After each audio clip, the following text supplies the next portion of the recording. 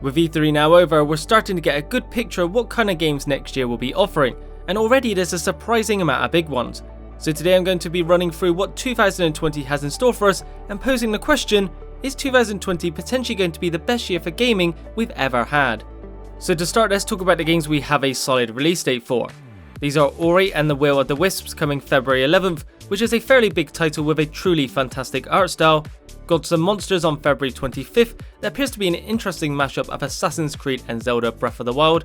Final Fantasy VII Remake coming March 3rd, which is easily one of the most notable of next year, shaping up to be an incredible remake. Watch Dogs Legion 3 days later on the 6th, which is doing some really ambitious stuff surrounding the ability to control any NPC. Animal Crossing New Horizons on the 20th, that will no doubt sell a lot of Switches to both the casual and hardcore crowd. Cyberpunk 2077 on April 16th, that will likely not only be the game of the year, but game of this console generation if all goes to plan. And finally Marvel's Avengers on May 15th, another huge game provided it lives up to its potential. So already before even halfway through 2020, we know for certain we have 3 AAA blockbusters in the form of Final Fantasy VII, Cyberpunk 2077 and Marvel's Avengers, all amongst some other stellar titles.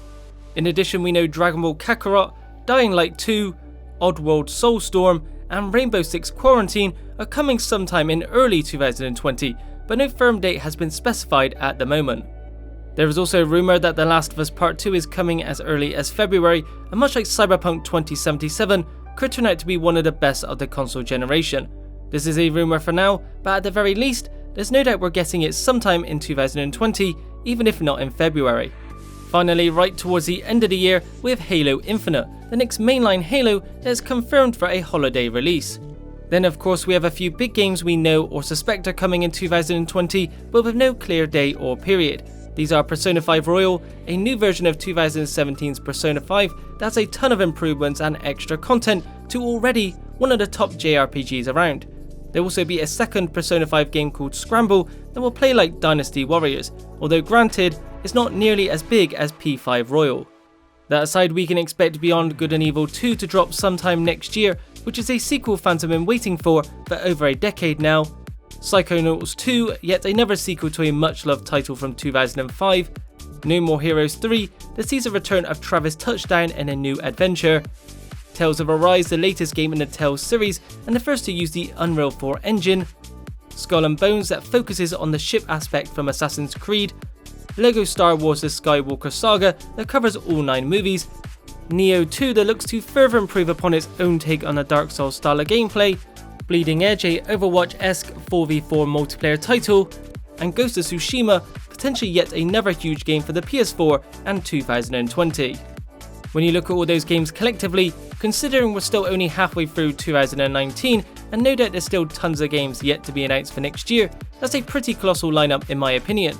I struggle to think of many other years where we've had such a strong lineup, especially for the first 5 months, which can often be quite barren. Of course, the end of 2020 will also see the release of the PS5 and next Xbox, which further makes for an even bigger year, as the beginning of a new console generation is always exciting and something that only rolls around every 7 or so years. Because we are getting 2 new consoles, I imagine there's at least a few big games that release on them day one that both Sony or Microsoft have neglected to talk about yet until they formally reveal them. While also not formally revealed, we can expect new installments from the usual AAA series such as Call of Duty and Assassin's Creed to release on the new consoles at the end of next year. Admittedly, some of you may not be interested in or enjoy those games, but I'm still intrigued to see what advances can be made with those series using the much more powerful hardware. So before I round off this video, let me know, do you think 2020 could be the best year in gaming we've ever had so far, or will any of these big games not be as good as we hope, or will they get delayed till 2021? While it's too early to say for sure, I personally think it's certainly a contender for one of the best years in gaming today. That's it for today. If you enjoyed it, be sure to leave a like, subscribe and hit the bell icon for a notification each time a video goes live. Thanks for watching, and I'll see you in the next video.